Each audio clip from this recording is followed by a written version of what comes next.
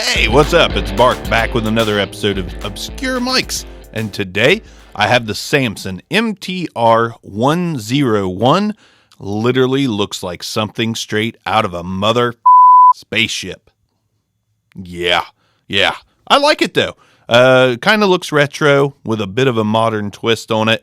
This thing originally retails at about $130 brand new. I picked it up off eBay for $27. That's what Obscure Mics is all about. I can pretty much tell you and show you where to go, which eBay's an obvious thing. I'm not big.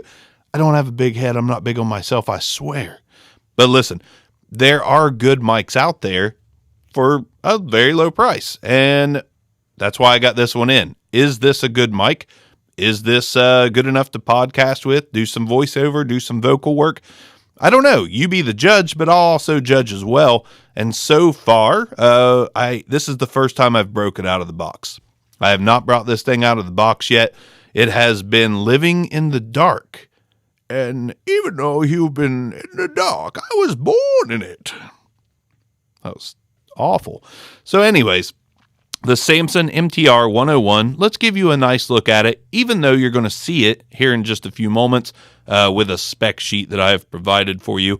But let's check this thing out from my face to yours. Oh, it's like an alien man or something off adamandeve.com maybe. I don't know. It's very long, kind of girthy. Let's nickname this sucker Lexington Steel. Lexington Steel. So, has an all-metal body, feels pretty premium. It's not super heavy. It's a little bit on the light side, in my opinion. But it also has the top spaceship part of it, the UFO up here, is all metal. Has a metal mesh screen behind it, which luckily, I don't know if you can dent it very easily because you don't have the opportunity. This is like a literal helmet over top of it all the way around. There's that cardioid polar pattern, and the frequency response and the specs I'll show you now. And from the looks of it, the frequency response has a little bit of a presence boost, but it's not drastic, and I don't hear it drastically in my ears. So let's go back to Bark now that you've read the specification sheet. What's up, folks? It's me again. So yeah, the presence boost isn't crazy. Not a lot of top end, not a ton. And if you've watched the channel before, I'm not real big on the presence boost. I'm not real big on the top end, the bright. I kind of like a flat frequency response. And I've got to tell you, a lot of the mics that I have looked at lately have that really bright, crisp, modern sound. And I don't really care for it. I'm more of a Rode NT1 guy or a Shure SM7B. I know I'm talking about big name mics right now, but they're big name mics for a reason. You can do a lot with those post-processing. You can do some EQ. You don't have to take out the brightness if you don't want it to be bright. You just have to add a little bit. It's kind of like a blank canvas with those kind of microphones. You can tweak easier. You don't have to bring something down. This, I wouldn't have to do much. I think this sounds pretty solid, considering you can pick them up for $25 on eBay and Reverb, and they used to cost $130. This isn't even the best Samson mic in that model range. I think there's the MTR, I don't know. We'll say 201. There's one with like more of a flat top, and it's the next step up. This is kind of the starter step as far as this particular line of condenser microphones go. And I kind of like it. I like it. It's not hurting my ears. It's flat, mostly flat. There's a little bit of presence boost. Let's get up on it a little bit and see how it sounds there.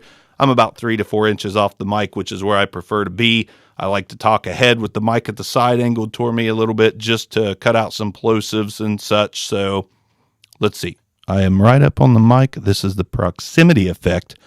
We will also do some plosives. Peter Piper picked a patch of pickled peppers. Pineapples is what I usually say. Peter Piper picked a pack of SpongeBob pineapples. SpongeBob pineapples. Okay, let's right back off this sucker.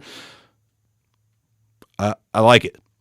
which is sad because like most mics that I review, I've already sold it. It's already gone. So I was like, uh-oh, it's gone. I need to get in the studio, and test it out before I ship it out. Little did I know, I probably didn't want to sell this thing. This would be a good travel mic because I like the way it sounds and I wouldn't worry about destroying it or damaging it because it cost me $27. So, the Samson MTR101 all metal body. Let's, yeah. Can you hear that? Does that come through? Comes through my headphones. I don't know if it comes through yours, but I like this microphone. I think this is pretty solid. As a starter microphone to get into podcasting, other vocal aspects of creativity, I think I should have started with this as like your first condenser microphone. And this could last you a while. I think this can be tweaked and EQ'd to sound absolutely fantastic. So before I move on, let's throw it up against the Rode NT1 just to see what we got as far as this versus that. Obviously, I like the mic, but does it compare to the Rode NT1? Does this $130 new, $25 to $35 now mic compare to the $260 new, $200 mic in the Rode NT1? Let's find out. I'm probably going to have to turn it up because that's how I do this. I'm always just a step behind. All right. Rode NT1 in place. Let's spread them apart. That's what she said. If those kind of jokes annoy you, just let me know. All right. 50% is what I have the MTR101 set at. And 50% is what I have the Rode NT1 set at. So, here's the sound of the Samson MTR101. Here's the sound of the Rode NT1. Pop filter, yes, I know, not fair. Let's sing about stuff in the room. What do we got? I see a Bud Light box across the room. I see a Bud Light box across the room. It's not mine. I don't drink that shit.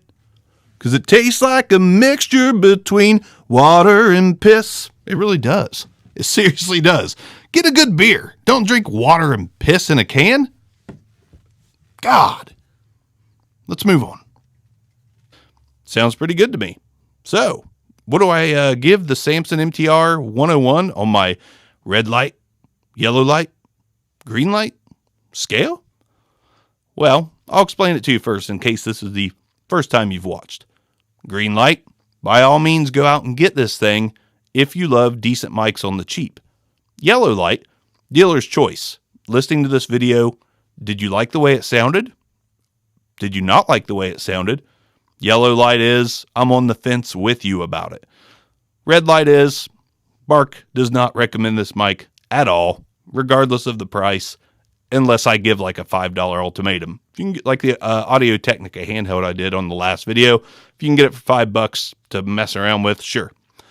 $27, $27, $25 to $35 on this. I've seen it as high as $40 and $50, but don't do that because you can find it for $25.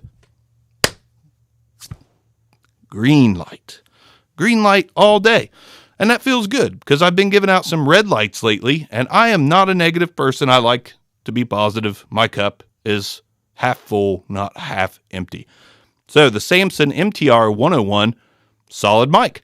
I would have no qualms about using this for unprofessional recording, which is basically what I do, because I am not professional at all. I'm that guy that's in trouble at the workplace all the time for his potty mouth. Samson MTR101, go out and grab it. It got the green light from Bark, and I'm green lighting myself out of here. Peace out, Obscure Mics.